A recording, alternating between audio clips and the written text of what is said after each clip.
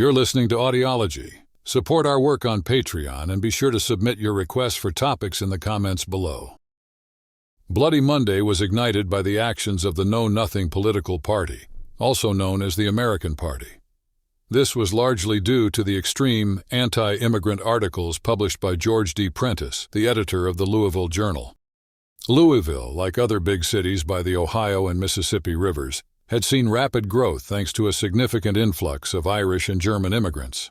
These newcomers, who had recently arrived, made up a third of the city's population. Out of a total white population of 36,000, there were 11,000 immigrants. Most of these new residents were Roman Catholics, with a considerable number of German Lutherans among them. The majority identified as Democrats. The Louisville Daily Journal reported that by Monday morning, the city of Louisville had fallen under the control of an armed mob stimulated into a frenzy by incendiary statements from the newspaper organs and leaders of the Know-Nothing Party. The Know-Nothings, a political group, had organized armed teams to oversee the polling stations on Election Day, leading to hundreds being deterred from voting due to direct threats or the fear of repercussions. In an alarming incident, William Thomason, a former congressman, was attacked and beaten whilst trying to calm a violent crowd in the 6th Ward. The situation escalated later in the day on Shelby Street, where a widespread fight erupted ranging from Main to Broadway. During this chaos, approximately 14 or 15 people were shot, including notable individuals like Officer Williams and Joe Selvage, with 2 or 3 fatalities. Moreover, several German coffee houses were broken into and looted.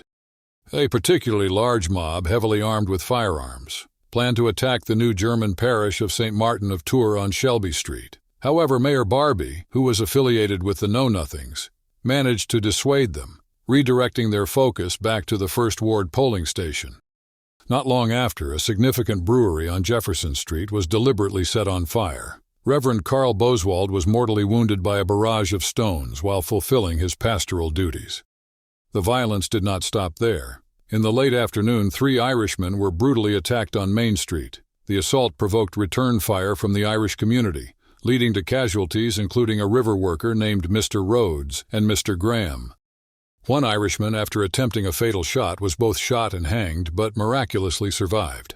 As night fell, a block of houses owned by Mr. Quinn, a notable Irish figure, was set on fire on Main Street between 10th and 11th. The fire spread, destroying 12 buildings predominantly inhabited by the Irish. Those attempting to flee the flames were shot at, and the injured were trapped inside the burning structures, unable to escape. The situation in Louisville was incredibly tense and unfortunately led to violence. But it was Mayor John Barbie, surprisingly a member of the Know-Nothing Party, who stepped in to put an end to the chaos. His efforts even included saving the Cathedral of the Assumption from being destroyed by the angry mob. In the aftermath of what became known as Bloody Monday, both the Catholic Bishop of Louisville, Martin Spalding, and Protestant leaders did not seek vengeance, but rather called for peace. The damage was extensive. More than 100 shops, homes, and apartment buildings were trashed, robbed, or set on fire, including a whole stretch of residences called Quinn's Row. The historian's estimate puts the death toll at 19 to 22, but according to Catholics, including Bishop Spalding, the number of lives lost could be well above 100, with some entire families perishing in the blazes. Louisville Metro Hall, which served as a hub for the Know-Nothing Party at the time, ended up storing not only weapons and arms, but also the bodies of those who died. This location now functions as the mayor's office. The lead-up to the horrific events on August 6 saw a series of violent incidents and attacks, a pattern that did not stop with the riots. In a turn of events before Bloody Monday, James S. Speed, the elected Whig mayor who had converted to Catholicism upon his marriage, was forced out of office by a court order in June and moved to Chicago, never to return to Louisville. Despite the severity of the violence and loss, no one was ever prosecuted in relation to the riots. The riots deeply affected Louisville, prompting over 10,000 people to leave for good. Many moved to St. Louis, Chicago, and Milwaukee, while a significant group set off for Prairie City, Kansas, in 1856. This trend of departure only stopped because of the Civil War, which brought trade and commerce. The exodus led to the closure of numerous local businesses and negatively impacted the arts, education, and charity due to the loss of support and funds. Empty shops became a common sight in what were once busy shopping areas. and the ruins from the destruction remained as a stark reminder of those dark times.